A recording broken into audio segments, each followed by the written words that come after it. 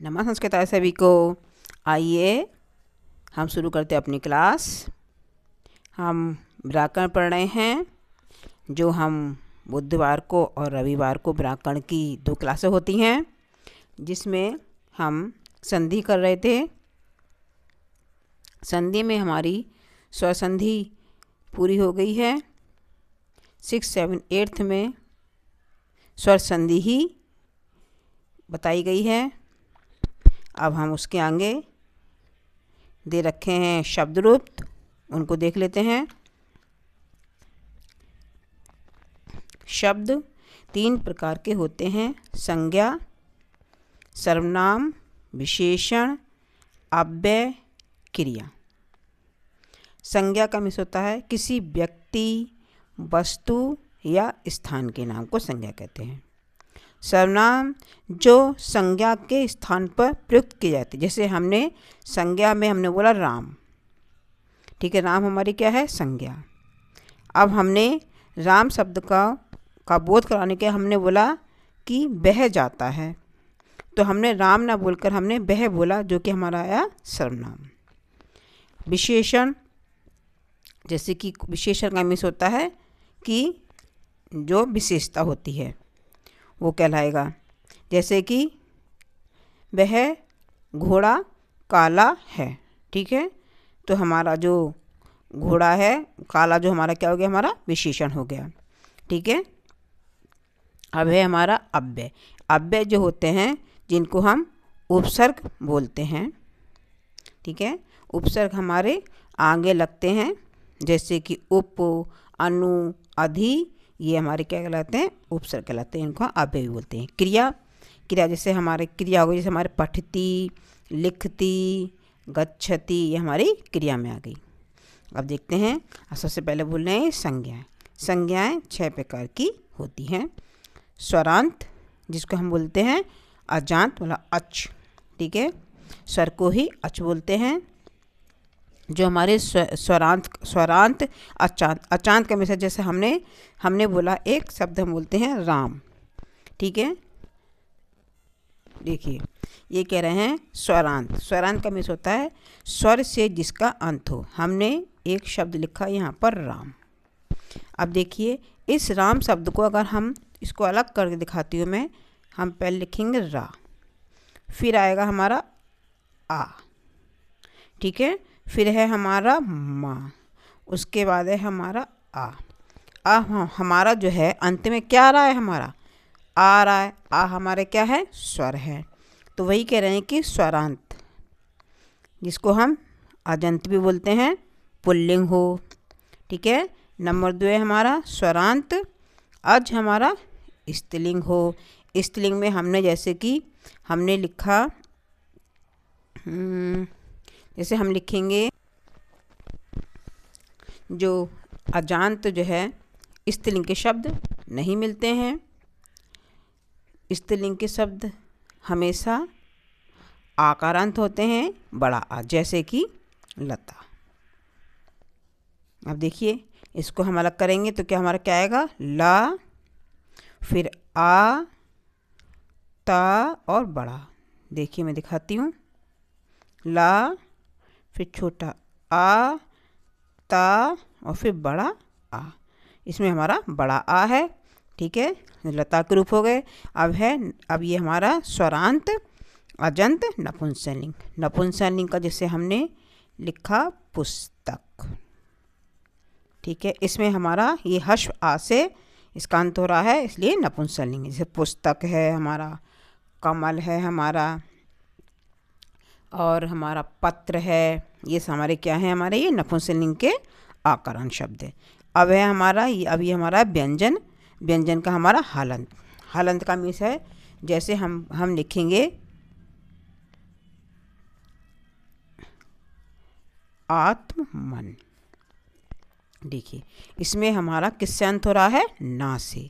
ना मीन्स व्यंजन, क्योंकि यहाँ पर हलंत लगा है।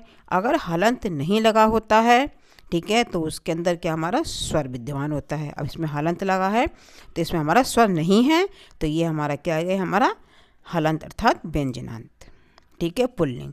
आत्मन के शब्द पुल्लिंग में होते हैं। अब देखते हैं, अब ये है हमारा हलंत व्यंजन। अब ये स्त्रीलिंग बोल रहे हैं, ये कह रहे हैं कि अब व्यंजन के स्त्रीलिंग के शब्द बताइए। स्त्रीलिंग में जैसे कि हमारा है सरित, ठीक है, सरित मतलब सरिता, नदी के रूप की तरह चलेंगे।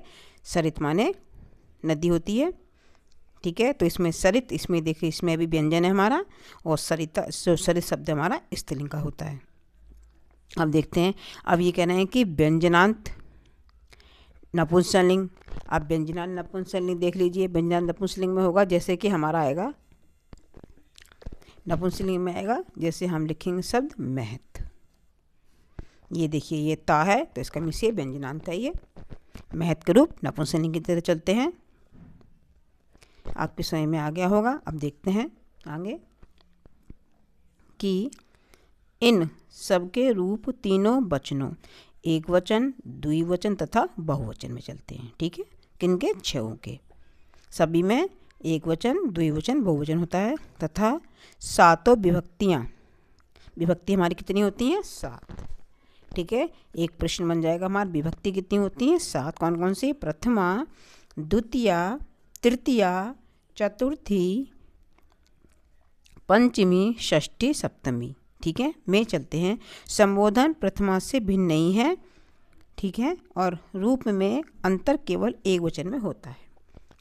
कहने का मीन्स है, जब हम एक वचन जो होता है हमारा संबोधन का जो एक वचन होता है उसमें खाली हमारा अंतर होता है, बाकी द्विवचन के प्रथमा में और संबोधन में एक स्वरूप बनेंगे। ऐसे ही बहुवचन के प्रथमा के बहुवचन में और संबोधन बहुवचन में भी एक से ही रूप बनते हैं। चलिए अब हम पहले सबसे पहले क्या देख लेते हैं। देखिए आगे क्या दिया हुआ है, देखते हैं। आगे हैं, अब देखिए अजांत या स्वरांत या बोल सकते हैं हम अकारांत शब्द रूप देख लेते हैं पहले। देखिए इसमें दिए हुए हैं,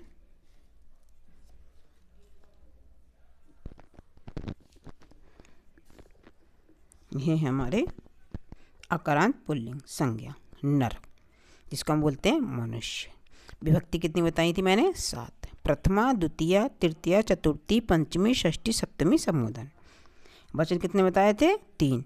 एक वचन, द्विवचन, बहुवचन। अब इसको हम पढ़ते हैं।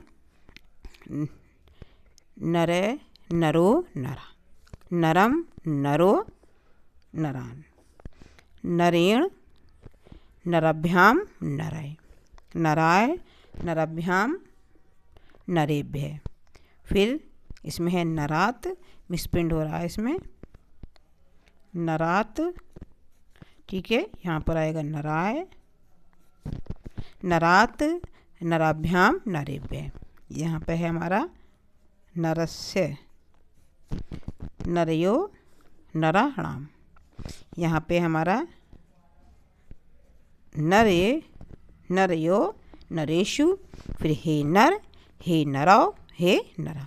अब देखिए पीछे उसने बोला था कि प्रथमा के एक वचन में संबोधन का रूप बदलता है।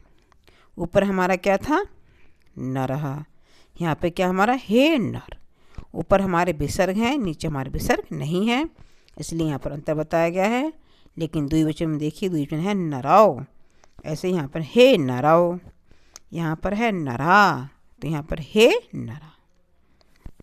अब देख लेते हैं नीचे, कहना कि राम, पुत्र, नृप, शिष्य, सूर्य, चंद्र,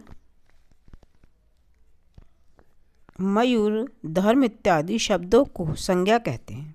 मैंने पहले बताया था किसी व्यक्ति, वस्तु या स्थान के नाम को संज्ञा कहते हैं, ठीक है। तथा इन संज्ञा शब्दों के रूप नर आदि के अनुसार चलते हैं।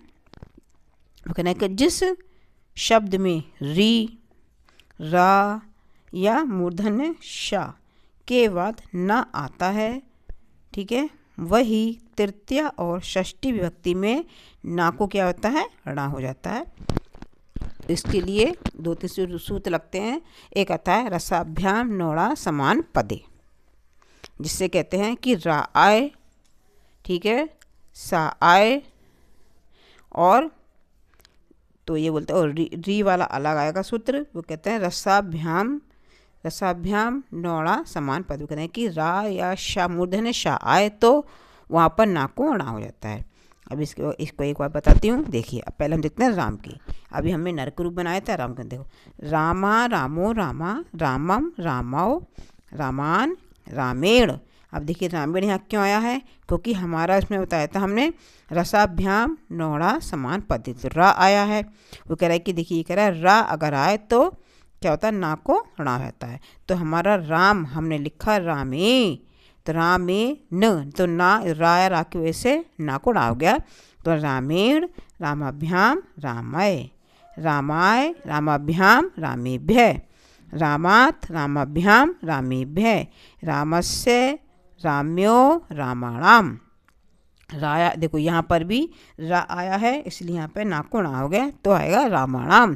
फिर रामे राम्यो रामेशु, हे राम हे रामो हे रामा।